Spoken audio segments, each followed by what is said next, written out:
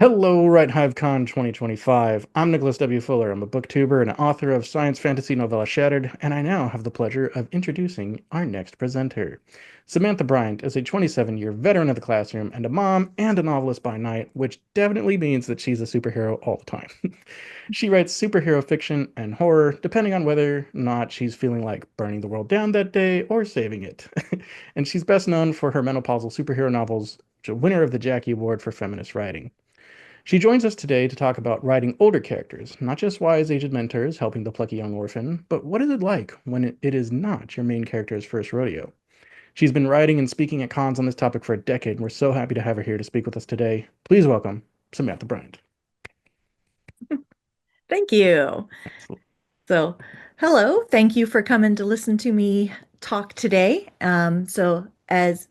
As you just heard, I'm Samantha Bryant, and I'm here to talk to you about writing older characters. Our subtitle is More Than Parents, Mentors, and Babysitters, because a lot of times that's what we end up being in the story. For starters, who the heck am I? Hi, I'm Samantha. I am an older character. In fact, today is my birthday. I'm recording this on my birthday for you. I have just turned 54.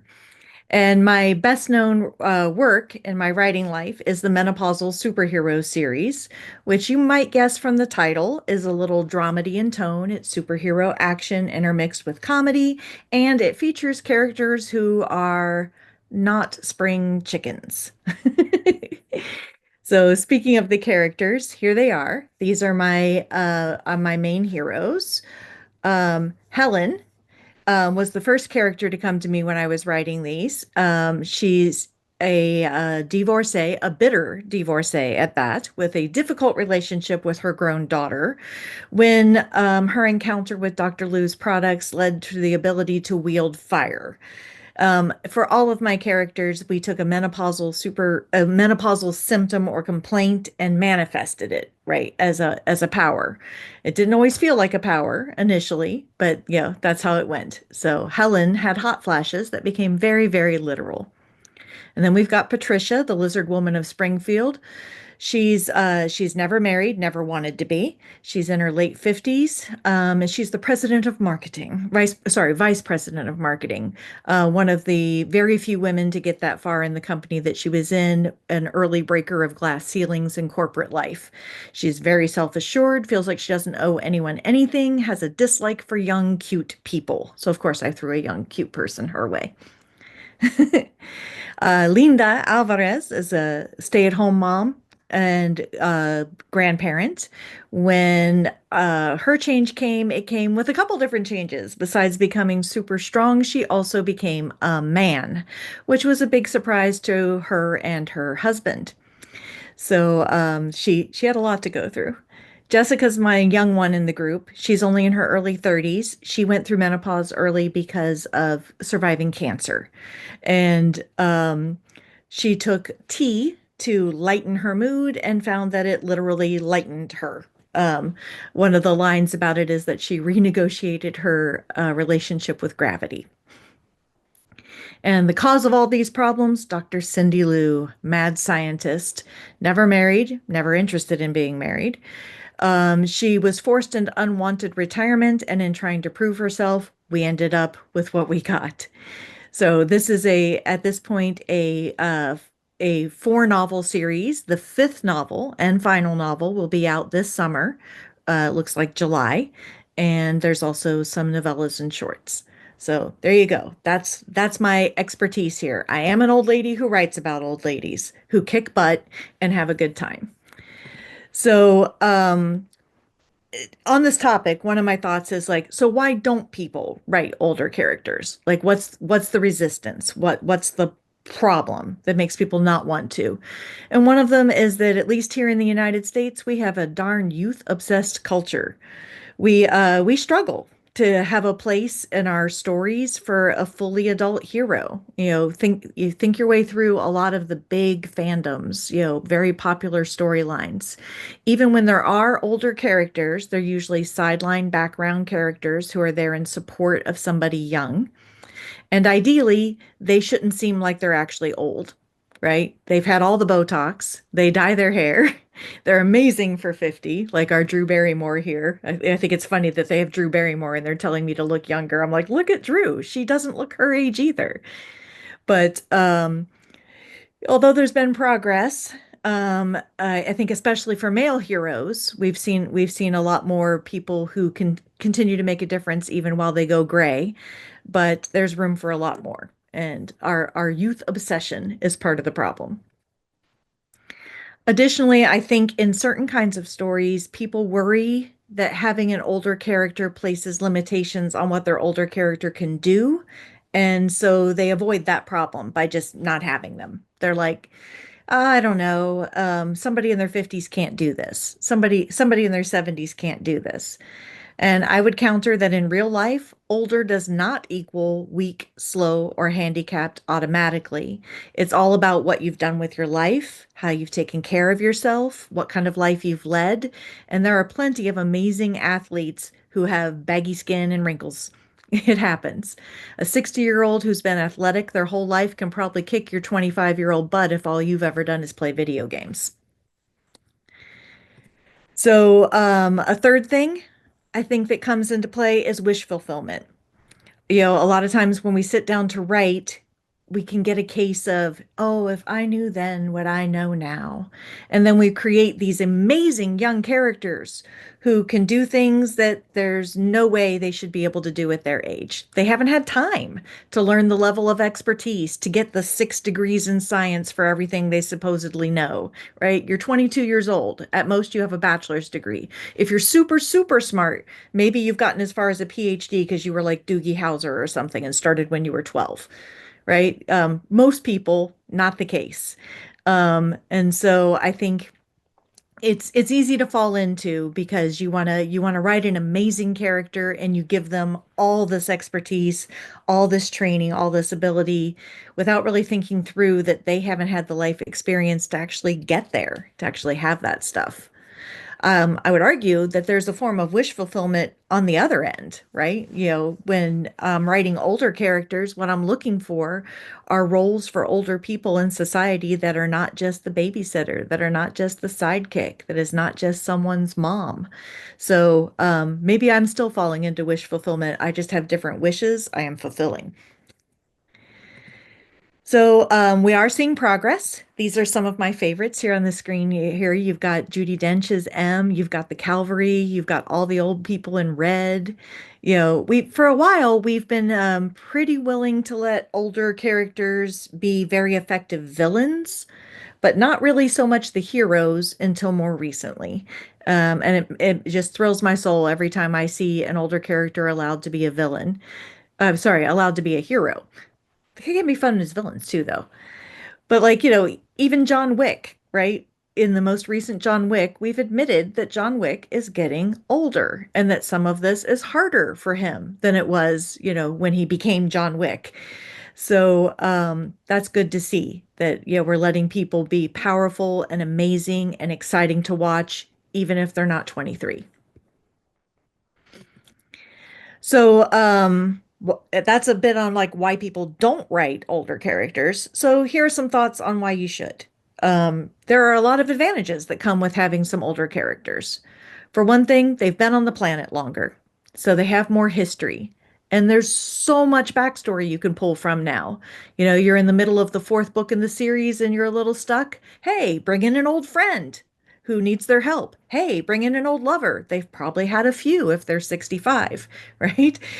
Bring in one of their old enemies here who's finally found them and wants their vengeance. You've got all these people that have been in their life, all these aspects of their life that they lived before now that you can pull from. And there's a lot more of that. The more years a person has existed, the more experiences they've had, the more you've got to pull from. Great story fodder. They also have more fully established lives. When I was 23, I didn't have a house. I didn't have many belongings. I didn't have a pet because I was worried I wouldn't be home enough to take care of it. I didn't have a partner or children or a mortgage or any of those things. Well, now I'm 54. I have all those things and lots of other things, right? I have that fully established life. And that's good for your story and that the stakes are higher. You've got so much to lose. If I have one suitcase I keep under the bed in my apartment and the building gets blown up, I haven't lost that much. I can start over tomorrow. But it's a bigger deal when you're talking about fully established lives. So take advantage of those stakes, how painful it is to have to make big changes or lose something big at that stage of your life. The physical challenges that I was talking about earlier that make people maybe not want to write older characters are a creativity challenge. And I think that that's a creativity challenge both for the writer and for what the character does. So the writer has to think their way around, like, okay, he's not going to be able to climb that fence in 2 seconds, right? He doesn't have the dexterity that he once had, but he's maybe not going to decide to climb the fence, right? Because he's an older guy and he's thought, well, I could look around and see if there's another way through. I could have a tool in my bag because I've thought about this, right? So it makes for a more interesting fight scene, a more interesting action scene sometimes because these people have thought about their own limitations and thought about workarounds. They're ready, and something unexpected can happen as a result of it. Unexpected is great in a story. And maybe it doesn't feel that way sometimes when you're writing, especially if you're one of those plan to the minute kind of writers. I'm not. I'm a total pantser. But, if you are one of those, I can see why surprise doesn't feel good. But to me, surprise in a story, whether I'm writing it or I'm reading it, is what makes it feel alive. Um, and other thoughts, older characters will have connections, right? And all those years that all that backstory of old friends, old lovers, and old enemies, those are also resources. That's help they can call upon. And you get that lovely little dynamic of like, okay, I know somebody who can help me with this, but the last time we saw each other, it didn't end well. This is going to be rough, right? So much drama, so much fun with that. And they have had more time. So they have more connections. And it's believable to me that they might have known somebody back when they were serving in this war or back when they were new to Hollywood or, whatever it is that applies to your story. And people who are a little older have had a little more time to have some regrets and to collect some secrets, their own and other people's. And regrets and secrets are great fodder for stories. You've got your potential for a redemption arc. You've got your possibility for something from your past coming to bite you in the butt and create problems in the current line. You've got a good deed that you did back in the day being what saves your butt now because now somebody kind of owes you a favor. All of these are really, really good. And lastly, I would argue that confidence and a well-developed skill set are more believable when the character is older. A lot of young characters um, have something to prove, right? We in the introduction we mentioned this isn't their first rodeo, right? This for an older character, this is your 10th rodeo. Heck, you now run the rodeo, right? But for that young character, this is your first rodeo. You've got something to prove. You're trying to show that you can handle the responsibility, that you have the skills. And that makes for a good story. I'm not saying that's not a good story, but there's a contrasting story about the person who goes in full of confidence to find that there's something that they don't know, right? That all that experience, all that developed skills doesn't necessarily solve the problem now. And so it's the opposite of like, it causes a need for creativity, which then causes a need for creativity in the writer and makes for something more exciting to read on the page. Um, so those are a lot of what I see as the advantages of writing older characters and why you might want to consider putting them in your stories. And I've got a little bit for you there on the screen. This is from Going Through the Change, which is the first of the menopausal superhero novels. And Helen, who I described as my bitter divorcee, was not taking the whole getting old thing very well. And this is a quote from the book that I still feel especially proud of. Sometimes Helen felt like she'd spent her whole life waiting to be old enough and then had crossed over into too old without finding out what it was she'd been waiting for.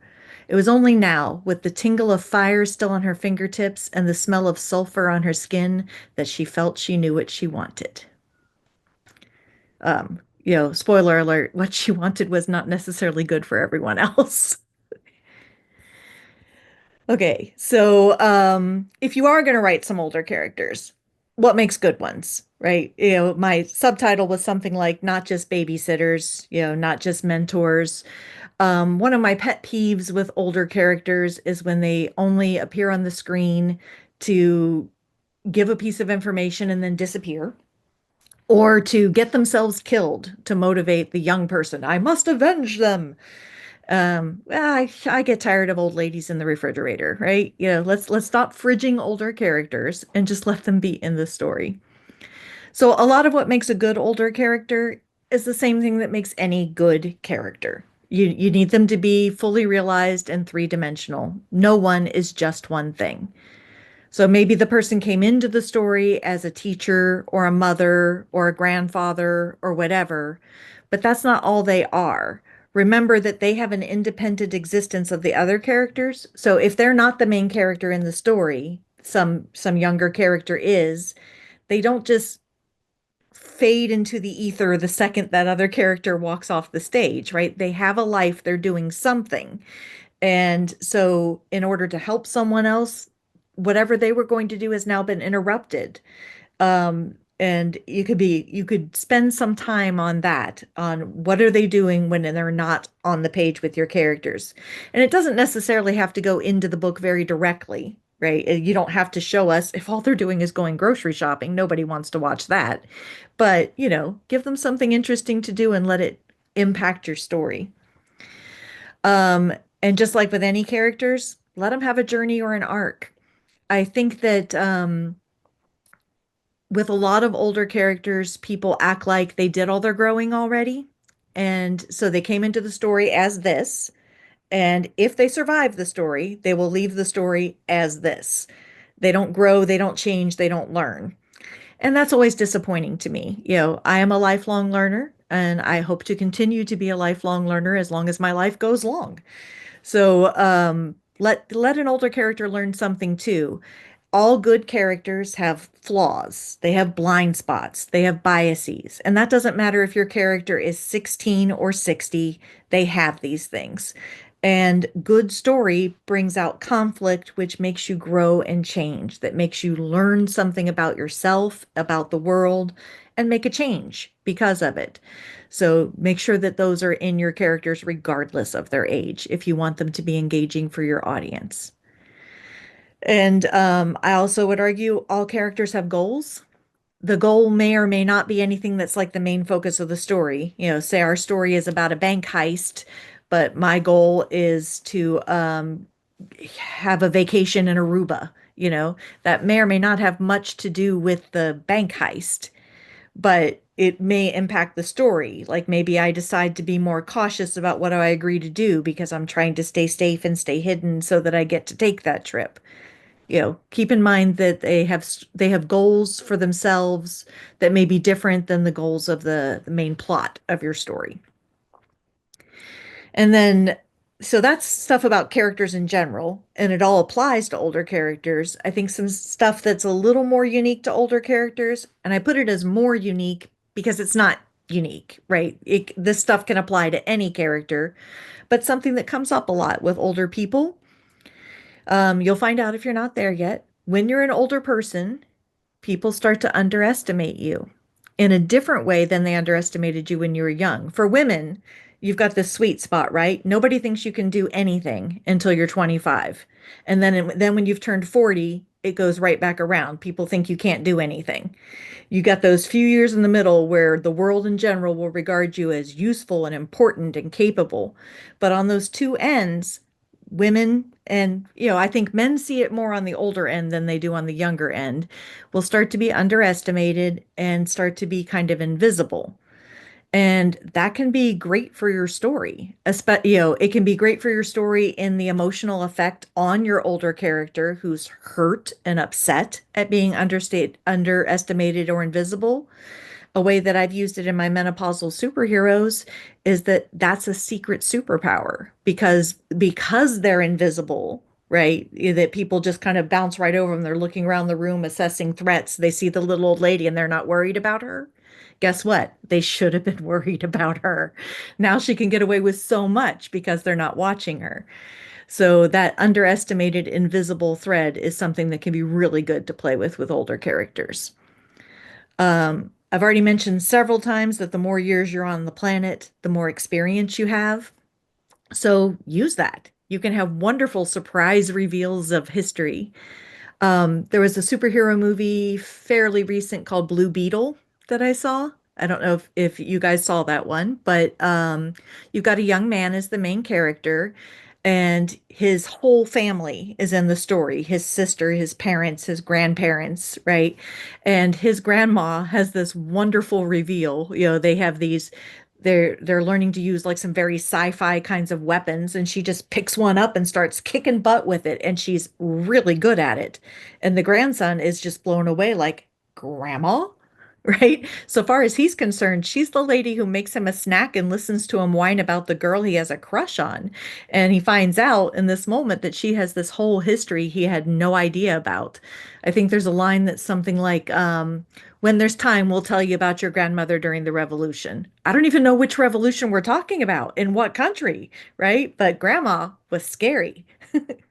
And that was a great moment for me in that film. And not just for me, lots of people really enjoyed that. It was a little comedic and definitely startling. And I feel like, especially when you're writing speculative, action-driven kind of fiction, that ability to surprise your reader is something that will keep them engaged. If your reaction as a reader is just to kind of go, "Oh my gosh," and laugh, that's a great reaction. That's a good one to elicit. A couple other thoughts about things that are more unique to older characters. They may no longer feel like they have something to prove. Right. We talked about that, that they walk in feeling like they know how to handle this.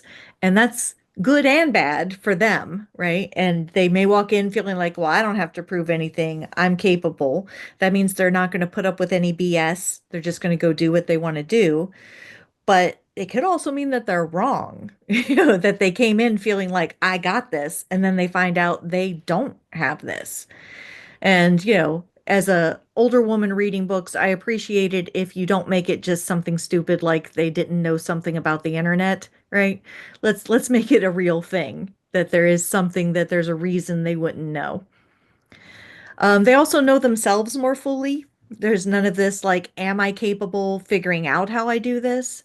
And that can save you some time in the story because there's not a lot of navel gazing, right? They did their navel gazing 30 years ago. They know what it looks like. They're done looking at their belly button. They can go on with life. And that wealth of experience again, right? They may have been through something like this before, whatever it is that we're facing in the story, right? Maybe they were here the last time some dictator came through and tried to take over the village. Maybe they were here the last time some sort of natural disaster happened. They have stories, they have background, they have experience, and that wealth of experience is something that can really feed your story. So these are all things to consider. I'd say you can consider these for any characters, but especially for older characters. And myself, I love to have a good variety of characters that will intermix with each other, and that interplay can be lovely. The way an older character and a younger character go together can be more than just a one-way mentorship, like, okay, Padawan, let me instruct you. Right? We learn from each other. People learn from each other at all different stages of life. And the relationship dynamics are different, depending on whether we're near in age and have a lot of common things, or we're very different from each other, both in age and background and experience. All of that makes for good conflicts in the story, and that makes for good reading. So those are my general thoughts. So I hope that you found them helpful. And as an ending thought here, here's where you can find me. I made a where to find me, which is fun if you've never done one of those. It's just a little list of all of your links to everything. I like that it's called where to find me. On most social media, I'm there as at Samantha B. Writer, the letter B for Bryant in the middle, and also because Samantha B. Writer is just ungrammatical and kind of fun. And my books again, my most famous ones are the menopausal superheroes, and you can order those at whatever your bookstore of choice is. They're all in Ingram for the authors out there who are in the know. That means that bookstores and libraries and everything can order them. You can buy them from the Big River people if you want to. You can buy them directly from my publisher, Falstaff Books, or you can look for me at events. I'll be at Con Carolinas this summer and maybe congregate if you're in the North Carolina area. So thank you so much for listening to my talk, and I hope you got something good out of it.